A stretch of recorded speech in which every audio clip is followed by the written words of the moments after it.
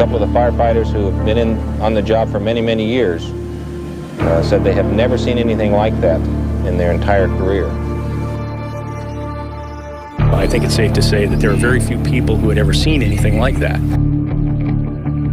The intense and erratic fire was unlike anything firefighters had seen before. My God, I've never seen anything like that! Oh, it's devastating. I've never seen nothing like this before. It's like a bomb hit this place. It looked as if a bomb had hit them. It might as well have. Turned around this bend and it just looked like a bomb had hit. It was just like a major bomb had hit and destroyed everything. The damage was not unlike that of a massive bombing raid seen during World War II. It was wild. It was like a war zone. This was just like a war zone. There's nothing left. Things were smoldering. Most of the area was just kind of like a picture a scene after war would be like.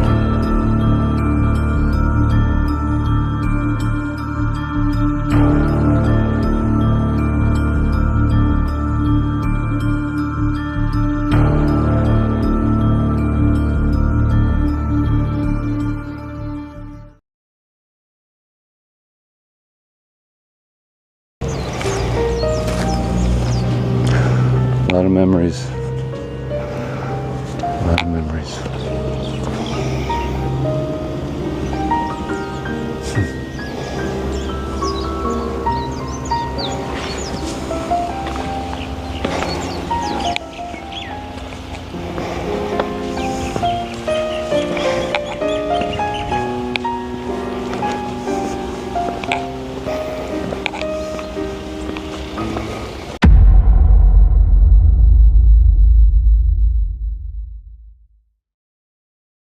Tesla was doing some experiments where he wound up using the Earth's entire magnetic field to send a transmission to the stars.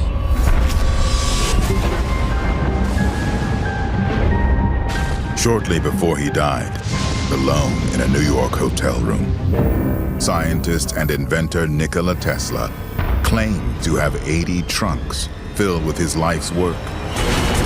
Everything from detailed plans for wireless electricity to weapons so powerful they could destroy entire cities.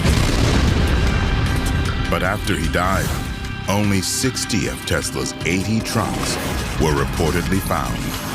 For decades, people have wondered what happened to the files contained in Tesla's missing trunks. Could they have contained secrets? Secrets that could forever change the world? Locals sometimes complained that when the scientist was conducting his experiments, light bulbs in their own homes flickered, and horses in nearby stables received an electric jolt from the metal in their shoes.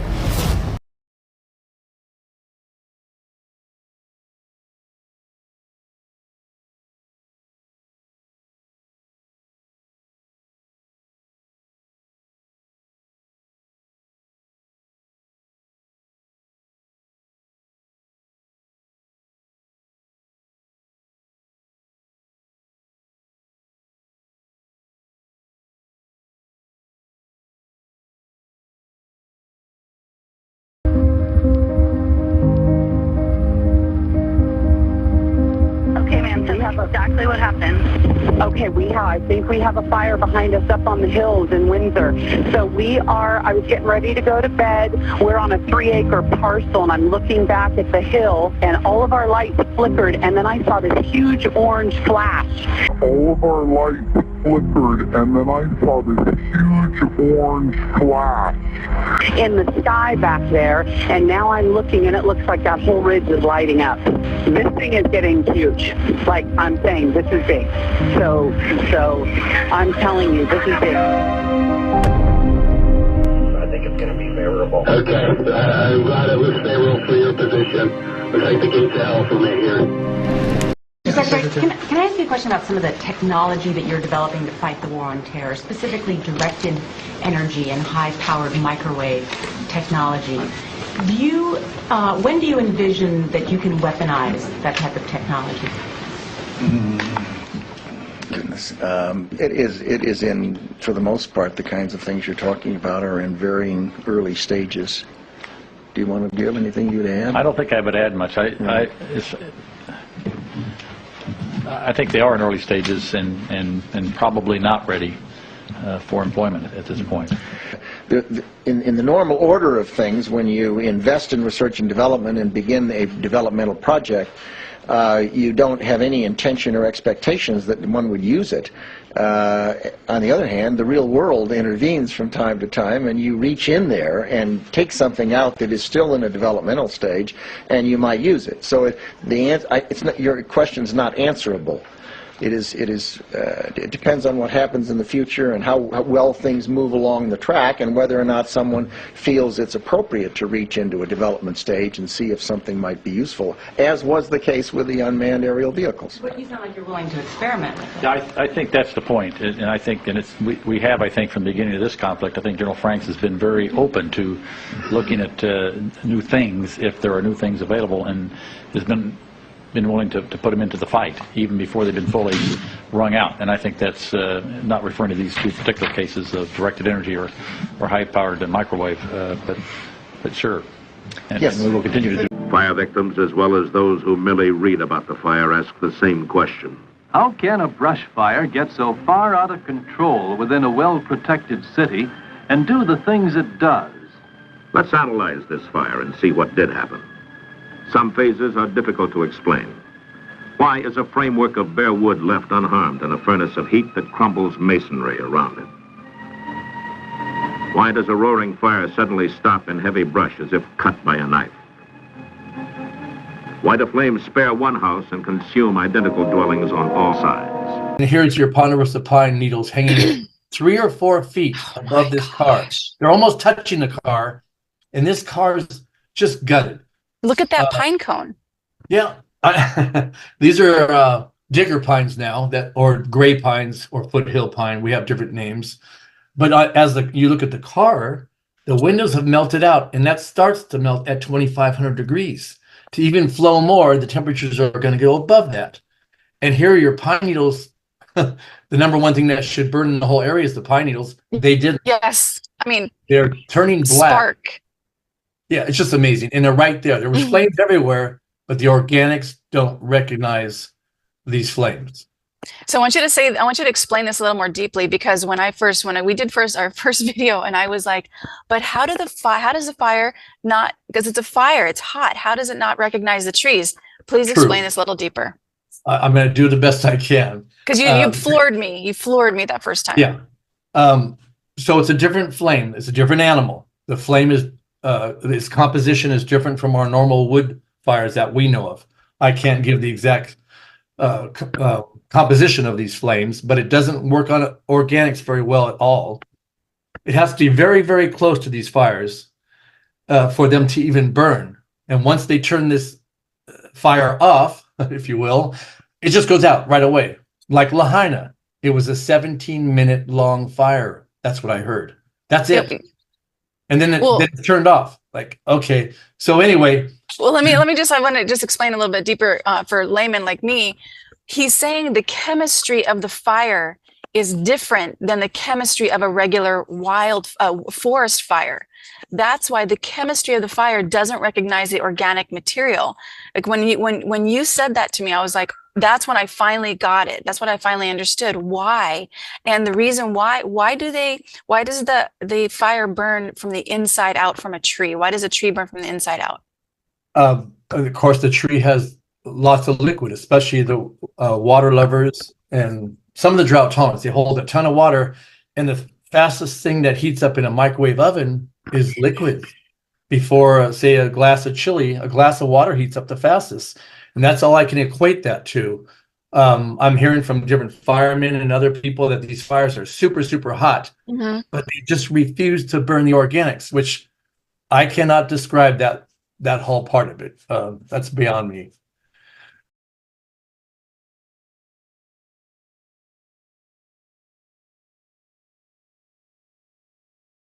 If you take a single grape and place it inside the microwave, don't cut it in half, what you find is that the microwaves actually become trapped inside the grape, and that's because of its high refractive index and its size. Because it turns out that when you have like a ball where approximately the diameter is roughly the same wavelength of the microwave in the material, actually turns out that it can be trapped in there. So it interacts, it bounces at the borders of the ball, and it can't get out. Is it like total internal reflection? Yes, pretty much. Wow, that's interesting. I hadn't thought of it that way. So the microwaves become trapped inside the grape, and they actually form these resonant modes. You can think of them as standing waves, just ways in which the electromagnetic fields like to oscillate inside a grape, such that the maximum electromagnetic field is actually in the center of the grape. When you put it in the microwave, you see that it heats up not from the outside in, as you would expect, as if it were just absorbing the microwaves, but rather from the inside out. This is Park, the street, which is quite a distance north. It's up in the City Park area by where the Brooklyn Bridge is. Why is this car on fire? And the paper around it isn't. Spontaneous combustion. Spontaneous auto combustion. You're Karen, no way. Oh, I've just, yeah, might happen to me. Even paper in the trees. The whole street full of cars. What happened to this guy's engine? Engine blocks. Whatever it is, it likes to eat engine blocks. Melted tour buses, melted cars. The cars that were right down there, it was just unbelievable. They were twisted and melted into nothing. The debris is just unbelievable. And then you can see fire trucks and police vehicles that were down there early that all their windows, the windshields are completely blown out. So here's a comparison. This one that has this nice, clean look, and from a regular car fire, you get these burn lines. Burnt cars usually have scraps of glass left in the corner. At least you have some remnants. You have literally an engine that is melded together with other parts of the car. Look across the street there. You've got a Con Ed truck. That truck, too, in terrible shape. The stuffing of a burnt car usually has something left in it, where the toasted cars there's nothing whatsoever left in. I think that's trash that was tossed in later. Car after car after car, buses completely obliterated and burned straight down to the steel. Where are the scorch marks on this bus? If it were on fire, regular conventional fire, wouldn't you see, charred marks or something? Note the missing door handles and missing windows. Patrick Connolly, firefighter, went into building 7 in the side door here. He didn't like the looks of it in there, didn't think he'd be safe, so he came out. This was right about the time that one of the towers turned to dust. When he comes out, he can't see anything, and then he says, thank goodness the car went into spontaneous combustion, because then he could see where he was. The cars were lighting up as he passed them. And note, this is after the tower was destroyed. During the cleanup, here's some apparent spontaneous combustion. Here's some firemen going for lunch. Ho-hum. They're not concerned about a car exploding. Engines weren't exploding. Notice the unburned paper all over the place. The paper wasn't burning. Weird. Actually, some of them said that initially water had no effect on the car fires. If you look at the top corner of the parking, there, that's it. That's where that little alcove was protecting the air conditioning unit. So the fire was nowhere near that location. The fire was still up on that further, yes, up there. Nice pointing there, Shane. So as John and I are walking back, bam, that air conditioner exploded up into the air. It was like fireworks, spewing, sputtering, sort of like one of the Hawaiian volcanoes going off. Now, would you say it was more like sparks? Sparks and fire. Okay. Straight up 10 feet into the air. And as I was walking, it was about the time that I was walking by, it singed my hair. I could smell my hair burning. Wow. Yeah, and the fire was all the way over here at this building still. Yeah, there were no sparks. There was nothing to cause that air conditioning unit to explode. Right. Gotcha. The electricity was off. Yeah, so the electricity was off and the building was on fire, at least 3 buildings away, it looks like. Yeah. And yet this air conditioner here was sparking and exploded. It almost seems like perhaps there was an induction occurring in the power lines in the grid that was going from one building to another. And the only explanation I can think of for that would be microwave induction. Well, I could feel something very odd. I'm not sure that I can tell you what sense that I'm, proprioception or, the heat was obvious. The wind was obvious, but there was something about the pressure that made it feel very weird. Weird fires is John Hutchison's boat experiment.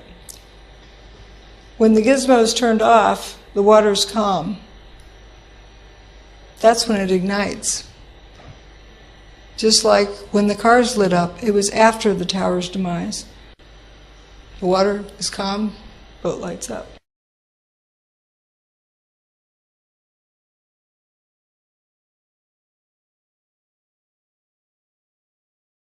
The top 2 are from the WTC, the bottom 2 are John Hutchison's work. And this video is kind of unique. You can see the solid bar of steel wiggling on the table. There's another one where it does sit-ups. He plugs this into a regular wall outlet. What he does is create a static field, and within the static field, he interferes radio frequency signals, like microwave. What goes up must come down, right? Well, unless you've figured out a way to harness an untapped force in the universe. Enter this lab and everything you know gets tossed out the window. Welcome to the world of John Hutchison, where the improbable may just become our reality. John Hutchison has been dabbling with electricity for decades, copying the work of famed scientist Nikola Tesla, whose AC power still runs our world. Along the way, messing about with military surplus gear, John may have stumbled across one of the most amazing scientific discoveries of our age. Experimenting with radio waves and electricity led John to discover an effect which has mystified government and military scientists. It boils, it bends, it sends objects flying through the air. I was building these replications of Tesla's old machines and found them doing fascinating things. Then this whole thing happened, this fluke kind of thing, the Hutchison effect. A buddy who was a police officer from Hayward, his name tag melted from the heat. His name tag melted from the heat. And he didn't flee. He stayed there and helped evacuate people.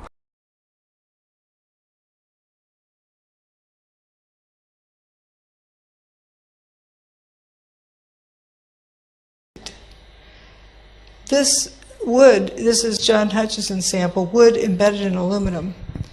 If the aluminum was hot enough to melt, if it was melting because of heat, the wood would be burned. Steel-toed boots melting, does that make sense? Steel-toed boots. Steel-toed boots. Out, still on the rubble, it's still, I believe, 1,100 degrees. Does it make sense that these guys are walking around on a grill that's 1,100 degrees Fahrenheit? The guy's boots just melt within a few hours, and they're burning their feet. There were no reports of burned feet, but at a minimum, if my steel oven is melting, the turkey inside is more than well done. Something weird is going on with boots. Boots are coming apart. They're disintegrating. Why? A lot of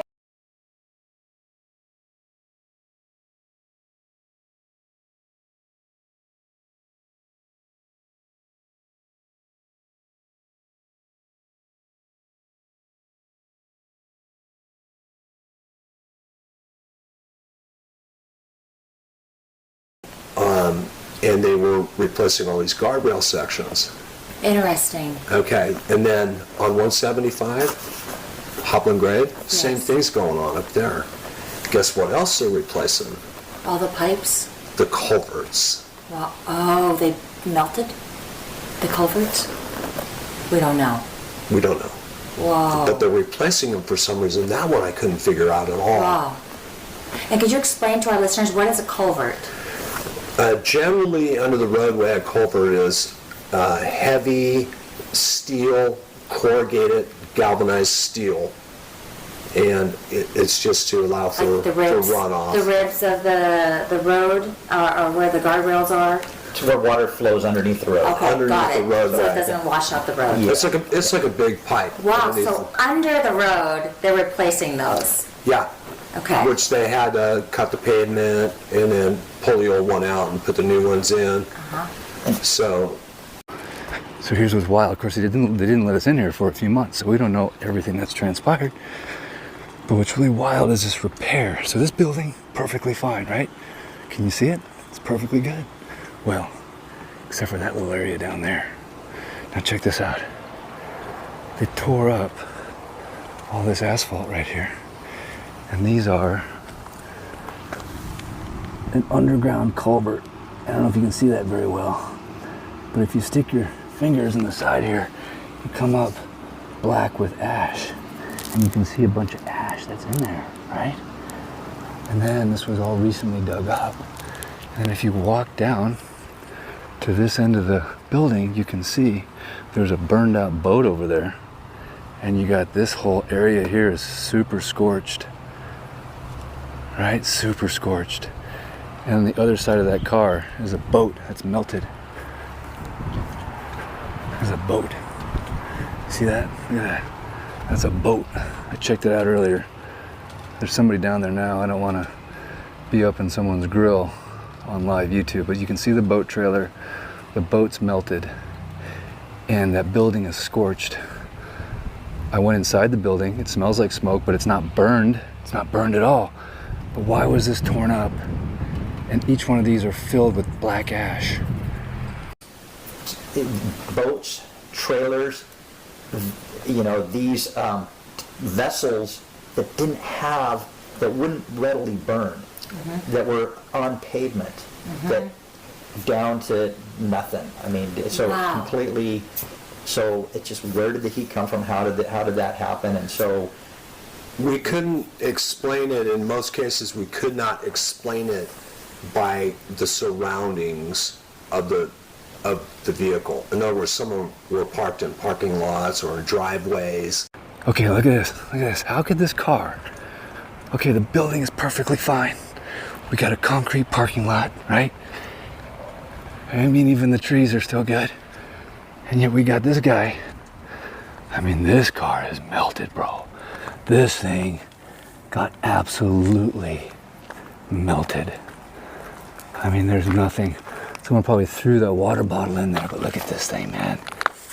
Now talk to me, people. Somebody, not a conspiracy theorist, but somebody that understands something about fires. Tell me, in the midst of this fire, is there an ember that's big enough that could float over here, incinerate this car, melt it, and nothing else around it?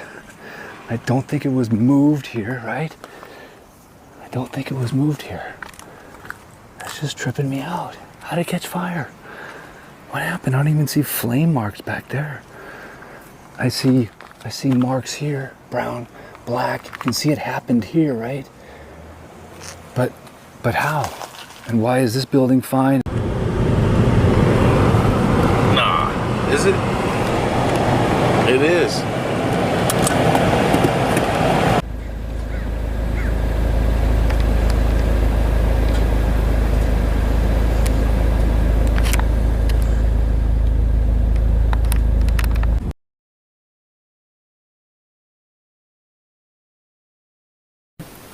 We went to Pearson Elementary School, and there was a standalone electrical vault service where the electrical service came in for the school in a metal vault, untouched by fire, 360 degrees all the way around.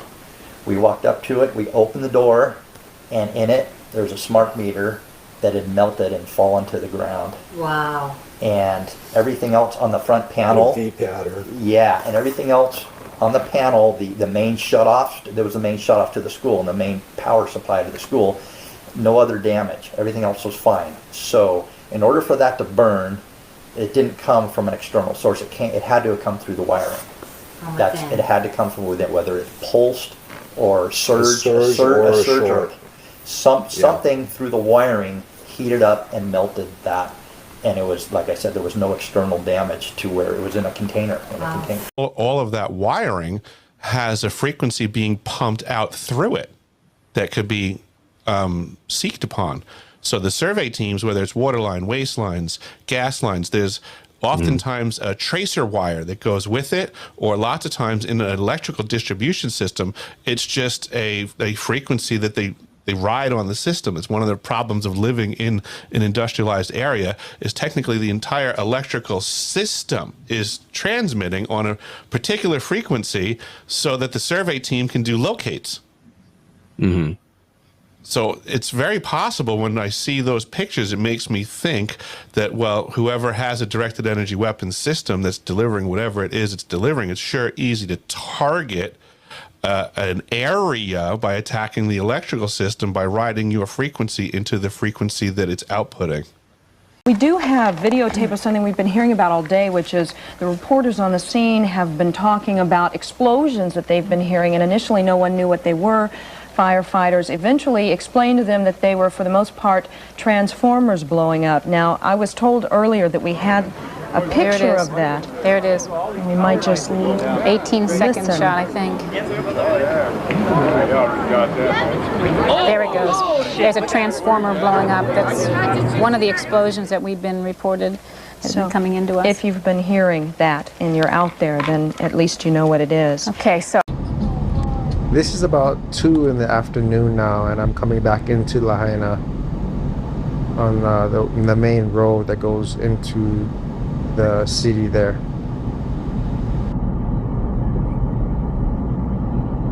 That's the first road that goes into Front Street. As you can see, it's blocked off.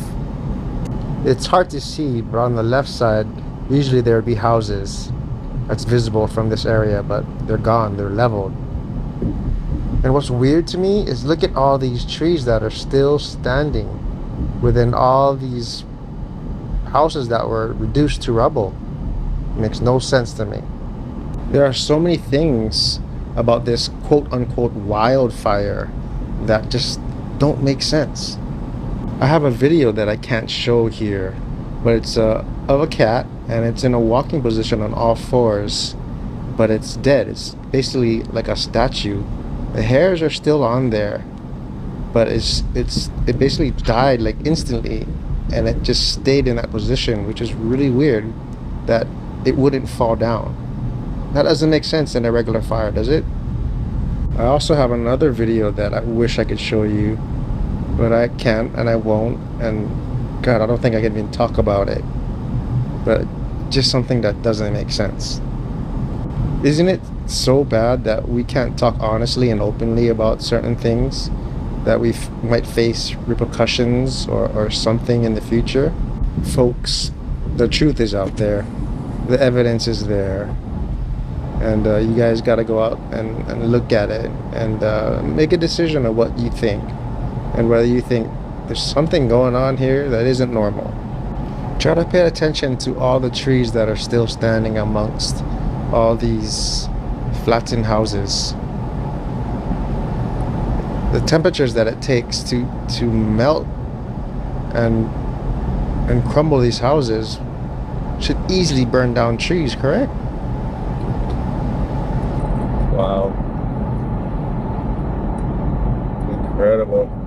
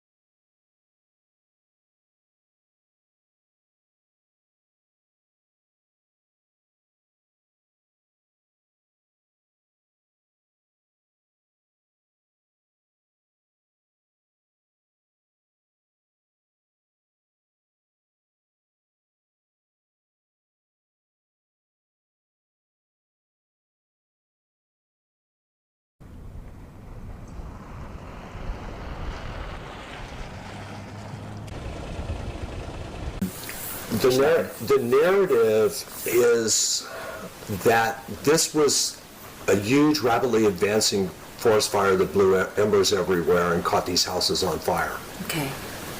One house here is destroyed. Right over there, the house is fine. And Matt and I did not see the evidence present for that theory to hold. In other words, what we saw were the trees around these homes that were completely destroyed, where the trees were burnt. We both observed that the fire on those trees and the burning process on those trees was probably secondary to the house itself burning. Interesting. So it's the other way around. Instead of the forest, burning in and burning these houses and consuming it, our evidence showed us time and time again that forest was the exposure. Wow. So the exposure is something that catches on fire because of an. This is insane.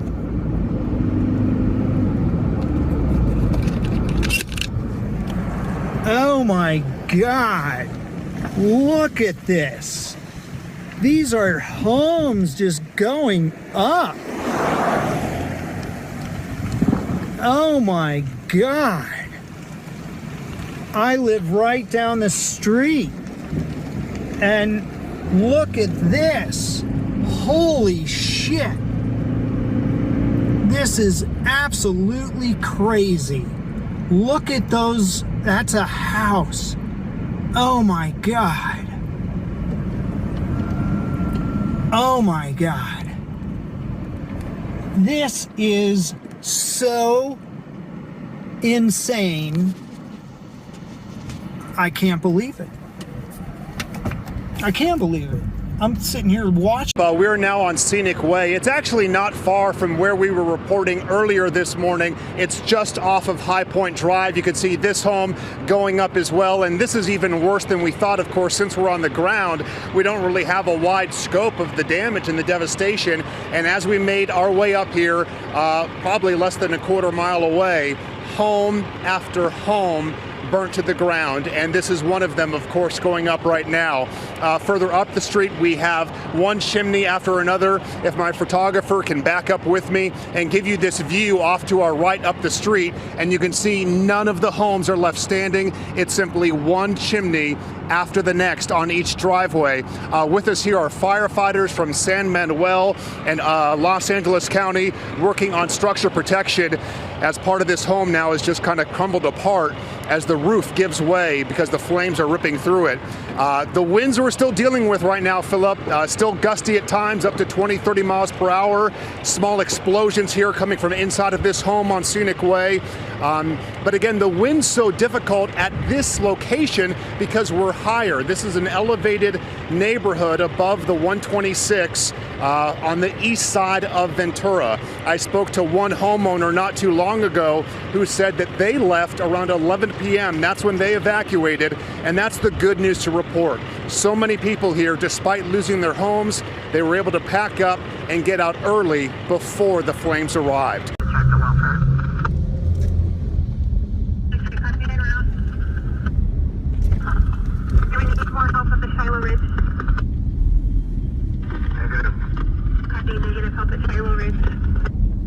Do we need more help in the Westfield neighborhood? Thank you, Karen. Go ahead.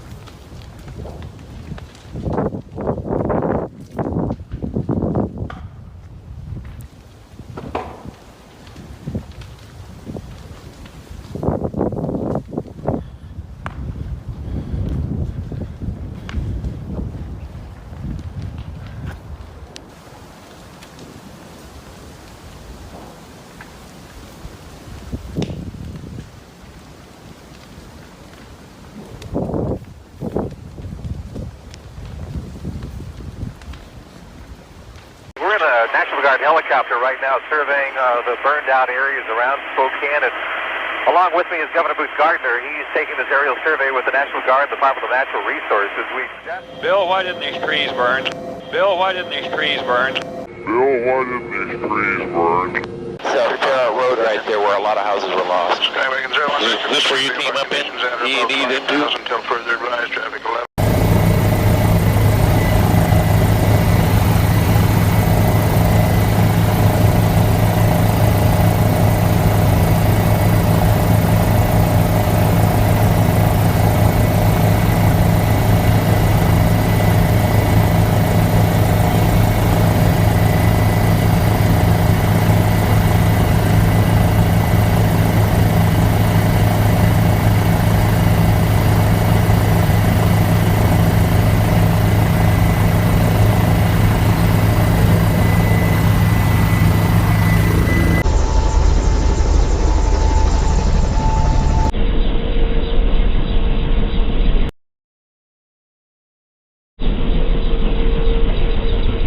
That when you see the fence posts that are burned where the wire went through.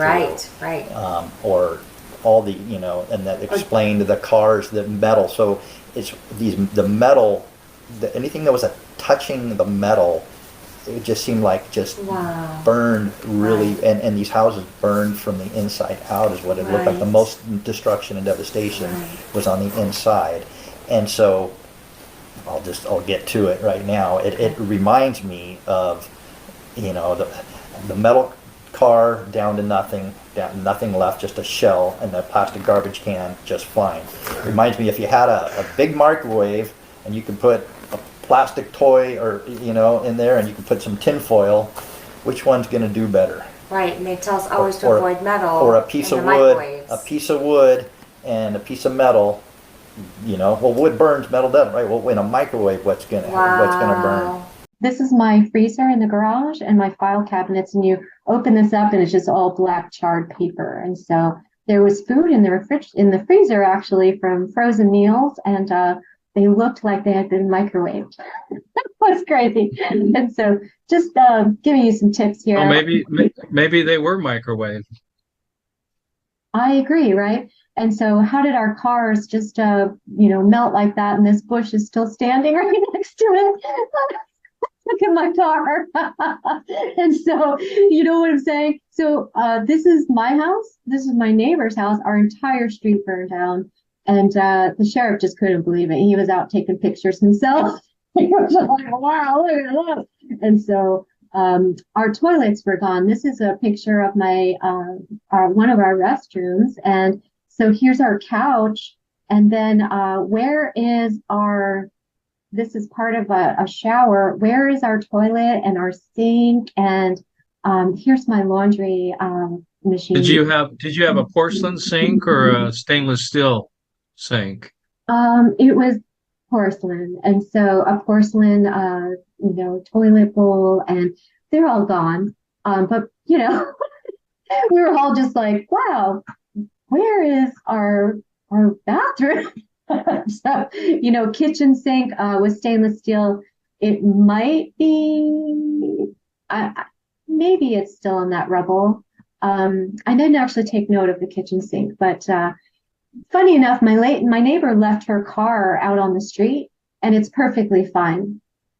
And my car right next to it, literally her car is over here, and my car completely burned down, and this car is just fine. I had to go on mentally. The only way to do that was to see that it was gone, in fact, with my own eyes.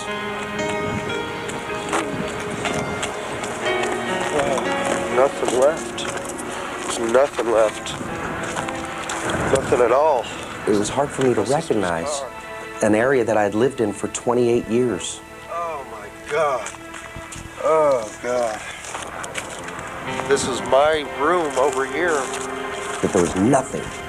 I couldn't even find a plate or a ring, anything. Jeez. God almighty. It had no mercy. Johnny, Toby. We had absolutely no time. we didn't get anything. You were speechless. There was nothing anywhere. And to get through the highway was something in itself. The trees were burned, the limbs were down. It was just an unmistakable mystery.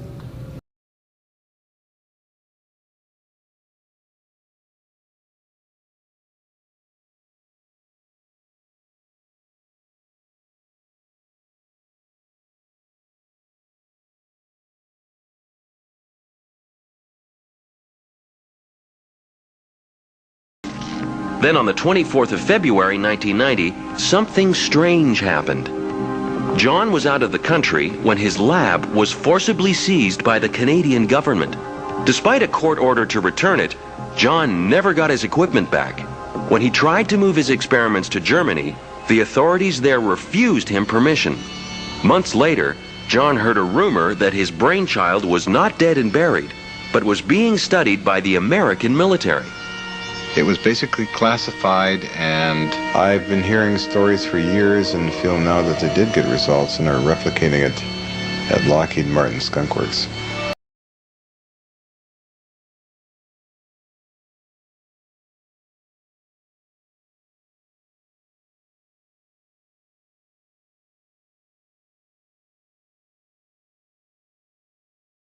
It appears with these technologies that there is some correlation to it causing its own local wind pattern. And that was evident with the Tubbs fire down through the Napa Valley. People were reporting these crazy winds, and people were even reporting it quite a distance away from there. There was, I saw some reports where people felt it in San Francisco. And typically fires do create their own weather. They create their own wind and create their own weather. And we're so, talking at the start, though. The wind was just unstoppable. It was like the fire was creating its own wind. Holy Toledo! It could jump behind you before you'd even know it. It was my time down at the South Pole Station in Antarctica from November of 2010 until November of 2011 that I became involved, I guess you would say, with projects that were presented as science. And certainly they have a science capacity to them, but that is not the exclusive thing that they can do. And it's through my research that I'm connecting the dots and finding out that there are at least 3 directed energy weapons systems at the South Pole Station, and I'm trying to get everybody to understand the weight that that bears on society around us when we have these highly technologically advanced systems that are, for the most part, being operated by many rogue elements of government. And by rogue, I mean they're no longer operating with any oversight. So they're doing whatever they want to do, amongst other factions doing whatever they want to do. And we, the people, are just caught in the crossfire of stuff that we have yet to even to begin consider is going on around us. So it puts them at a vantage point of knowledge and manipulation that is it's almost beyond what the imagination could consider at this point. There's massive games being played and systems involved to the tunes of billions and trillions of dollars invested against we, the people of this planet. That this is really coming to a head fast, and we, the people, are going to have to wake up to the reality that the world and the games being played around us are a lot more complex. And these are a few of the toys that I found. When I started looking at the data around Ground Zero, I didn't know there was such a thing as directed energy weapons. I just looked at the data, and the data told me there was. And so I looked further, and this is kind of interesting. This is very old information, like 10, 15 years old. Interesting gizmos. I wonder what they do. Keep in mind, once upon a time, there were some buildings standing there, and then they went away.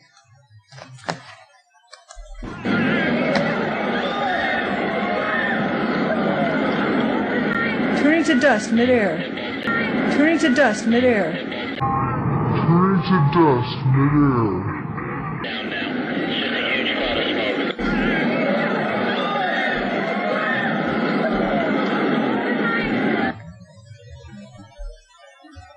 It doesn't look like a collapse to me. Once upon a time, there were some buildings standing there, and then they went away. Once upon a time, there were some buildings standing there, and then they went away. Once upon a time, there were some buildings standing there, and then they went away. We, the people, have to start doing something. We have to become active in creating the future that we want to leave for our children. We can no longer just sit around and discuss it. Our enemies are attacking us. You can see it in Hawaii, and you can see it in other places around this planet with technologies that are way scarier than anything we've ever considered. So we need to pull together, grab by the bootstraps, and move forwards for the benefit of our children on this planet.